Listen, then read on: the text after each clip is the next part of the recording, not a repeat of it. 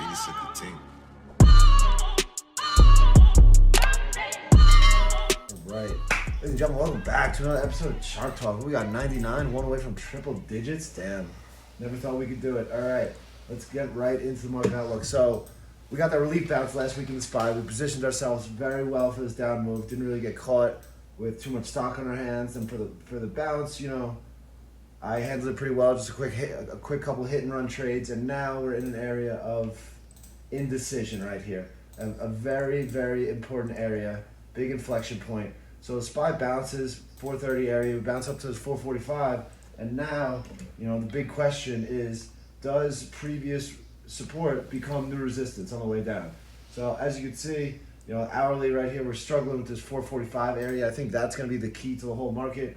I think we break that area strong. We get a little momentum rally to the upside, trap some shorts, or I think we can break down from this area, and that's kind of what I'm concerned about.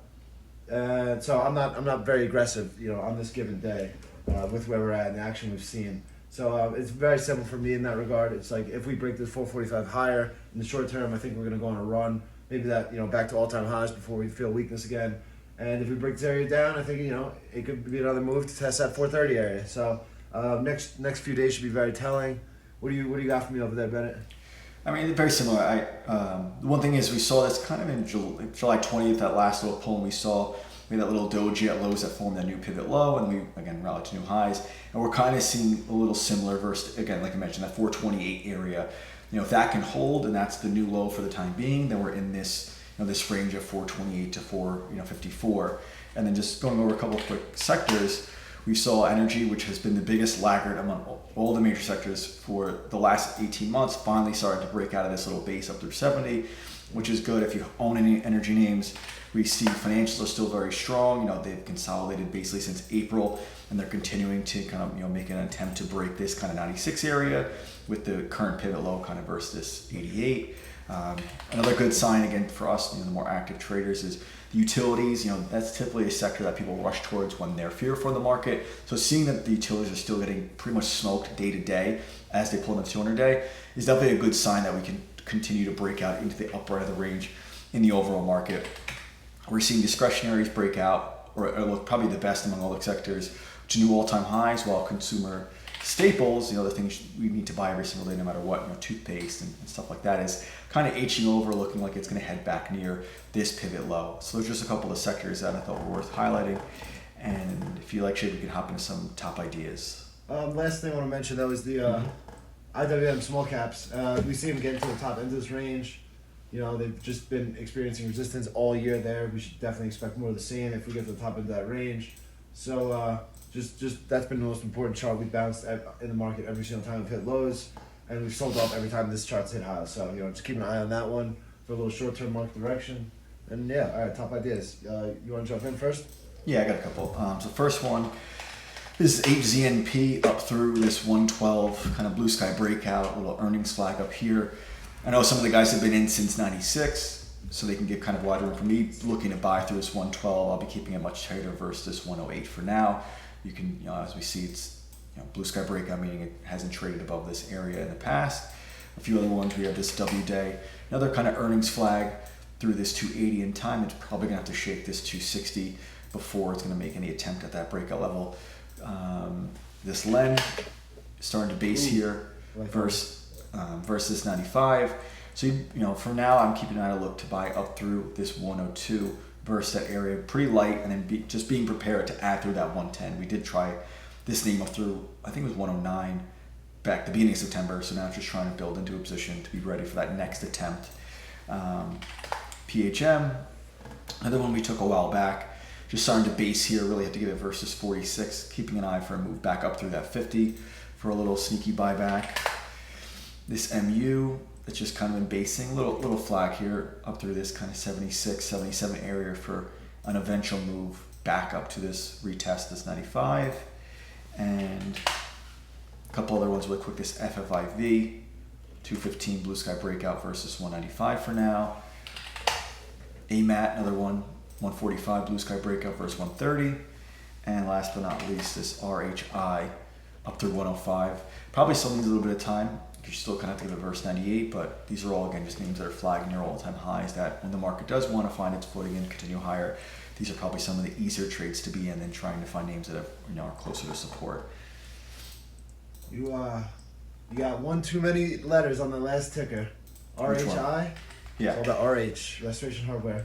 Looks really fun good. They had really good earnings. 734 area, through that earnings high. I think that one's going to explode. I really like that one. This SCHL, it's such a thin name. It's going to be very annoying to trade, but I bought some today. I'm just going to treat it, as a true swing trade, give it the room, not really try to overmanage it. Just pure technical right there. This CWH Camping World, you know the show The Prophet? Yeah. The dude, Marcus Lemonis, he's actually the CEO of this company, and he just keeps buying more stock every time he has a chance to. Every time the stock dips, so I love that. Their earnings are up, over 100% year over year. So I really like that one going forward. Did you say LRCX? I don't know if I heard that. LRCX at 618. DOCS recent IPO. This one's starting to look good again. Watch that 89.90 area. What else? This EDR recent IPO looks pretty good. Through that 27.50 area right there. And what else? A little HZNT at highs. Really nice flag. So there's a lot of good charts out there, surprisingly, with kind of the market turmoil we've seen lately. I like this MIME, M-I-M-E, up off support through that 67, 68 area. There's a few more on there, but you get the gist of it. There's a lot of strong charts out there for how volatile the market's been. Definitely agree. I feel like 2 weeks ago it was like if we could have one or two ideas, we felt like we had a lot, and now we can rattle off 10 or 20, and it's you can be a little bit more selective and pick what you want. Where it seems like a week or two ago there was very little, if anything, that was really worth buying. Definitely agree. All right, so with that, any good and bad trades you want to go over?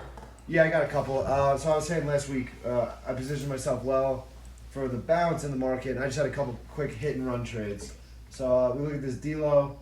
I like this off support right here at an inside day, and I'll show you how I traded it. So I bought the inside day, and then I just kind of sold into the pop. It was like, I'm only getting 2 or 3 to 1 risk reward on these winners, but I need high percentage trades when the market's back and forth like we've seen. So I bought that doji day, bought the inside day, and just kind of sold into the pop the last 2 days, and then I did the same thing in this globe GLBE.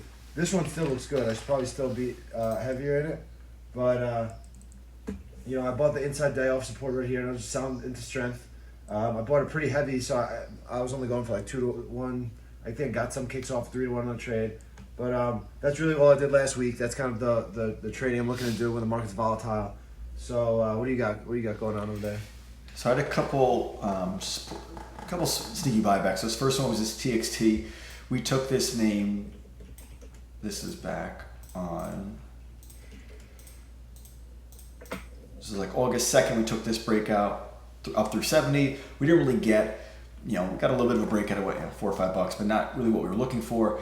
As it came back, this we call a sneaky buyback when it breaks back down under that breakout level, and then reverses back up. So initially, the first time we took it, we had to give it versus this 65 area or 67, and now this second time we can buy it back up and give it kind of versus that same area. So now we buy up through 70 versus 66. It's $4 risk, but now the goal is to hold it much higher than this 75 area. So for now it's working decently. Same with this ADP. If you can see here, this 200 level was the breakout, and this would have been like the technical blue sky breakout back in end of July. It goes 18-20 points, comes back, and we can see when it breaks back under that prior breakout level, it only pulls back a couple dollars. So taking a shot on the way back up, buying up through 200 versus that recent low, just a very tight, low risk trade. When a lot of these times, for traders like us, we'll buy it through 200, we'll get stopped out somewhere in the middle here, and then we'll forget about it and move on. And then you'll look back 6 months later and the stock's at 250, and you caught that first move, but you missed the second kind of sneakier trade. So these are ones, again, kind of low risk shots, buying up versus 200 versus 186, 2% risk, and you can easily get, I can easily make 10 or 15% in this. So RAZI, It was a recent IPO when we were keeping an eye on through this 33 level a few weeks ago. And again, when the market was pulling in, these are a little bit more riskier names that just got kind of taken to the woodshed and came into major support. So with it holding here, I took a little shot here up through 26 versus 25, and still, today it closed great, looks awesome. But again, it could be just below 25 tomorrow, and I'll be out of the trade. But for now, it's still holding up. And lastly was this Aflac. Same thing, was keeping an eye on this up through 58. End of August. Again, when the market pulling in, it came into major support. It held this key support area here, which is what we were watching. It looked obviously horrible these couple of days, but as it turned back up, now we can buy up through 53, which we did, versus 51. Again, $2 risk, very tight risk in this, a little bit of a safer name relative to REZI. And now if this wants to work its way back up to 58, I can continue to find spots to add to it, maybe about 54, 56, if there's, a setup there, and just build into this trade for a bigger breakout, through that 58 level, which, has been setting up since 2019. So those were a couple of my trades. Again, nothing really sold yet, just kind of building into some newer positions. Nice, love it. All right, Jake, so with that, we can get into book of the week. Ooh, I'm still reading this Biggest Bluff. I'm taking my time with this one. I think it's pretty good. Really good lessons on risk. The chapter I just read was very relevant for more of my style of trading when the market gets volatile. And, we just looked at my trades. I was taking these 2-3 day trades. That's my bread and butter when the market's kind of shitty or, not trending, if you will. But the chapter they just talked about, he's like, you think about the most deadly creatures on the planet, you think, a lion, a coyote, what are the, king of the jungle lion. The lion actually only kills like 25% of its prey. Coyotes only kill like 14%. Dragonflies are actually the deadliest predator. They kill 95% of their fucking kills. They can see where things are going, all that stuff. So it was making the reference of, when the market's volatile, you want really high percentage trades. And I gear towards the quick 2-day moves. And it just was very relevant for that style of trading where it's like I just need a high percentage 2-to-1 off support trade and just get some P&L out of it. So I was getting some relevant lessons for myself out of this. I really like this one. Highly recommend. What you reading? So a book I wouldn't recommend, Guerrilla Marketing. It was just I'm like halfway through it, and it was just one of those books where it was just very generic advice, like nothing really specific, kind of like the perfect world scenarios of marketing. And as I was reading through it, I went back to the first couple pages where, if the author has written other books, they're going to highlight them. And I've never seen an author with this many other books. And there's 2 pages of other books, and it's like literally every topic. Yeah. Guerrilla Wealth. Wikipedia, just Google some bullet points. So from a marketing standpoint, this guy's amazing because it's literally, there's 50 different books here: guerrilla telemarketing, guerrilla sales, guerrilla savings. So he literally is just covering like all these major topics with guerrilla in front of it. So not surprised of why there has been nothing really extremely specific on anything related to market. Again, there was 1 or 2 things I picked up out of 180 pages, but this is not one that I will ever reread or would recommend you to buy. Cool. So great, yeah. Good stuff. All right. With that, we'll wrap this thing up. Get me out of here. Yeah, that's it. Quickest one. Yeah. Coming off a tough Jets game yesterday, guys. Gotta make some money this week. Make it all back. All right. With that, like, subscribe, some questions, whatever you guys want to hear, we do it for y'all. With that, we out. See you guys next week for Chart Talk 100.